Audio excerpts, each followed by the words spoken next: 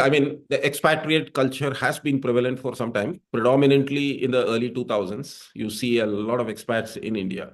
But I think of late, I think it's more to do with preparing the Indian leaders for those overseas jobs. So it's a little bit of mentoring, cross-culture trainings, and creating that mindset where they can be successful. Because I think it's not, I mean, with all the talent demographics that we are seeing, India is the brightest and the best talent right now. It's just that they need a little bit of molding to the company's culture, the business principles, values, etc. We see expats coming to India to set up, shape the team, and then perhaps find a successor who can take that role and lead them thereafter. I think the future is going to be lesser and less of expats coming in. But what we see is a lot of Indians who had gone abroad to come back because they see better opportunities in India.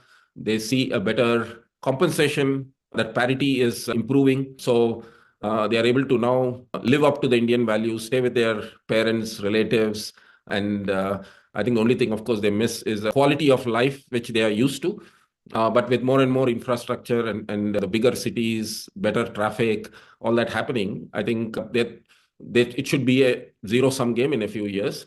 But at least for now, they are able to make some small compromises and more than willing to come back to India and lead positions, which they were doing erstwhile in other countries. I think this is a very ideal development for Indian talent. Younger talent moving into abroad locations or sometimes working on offshore projects also. And senior and mid and senior level executives are able to come back to India, finding the right kind of opportunity. I think that's a fantastic development for India professionally, right?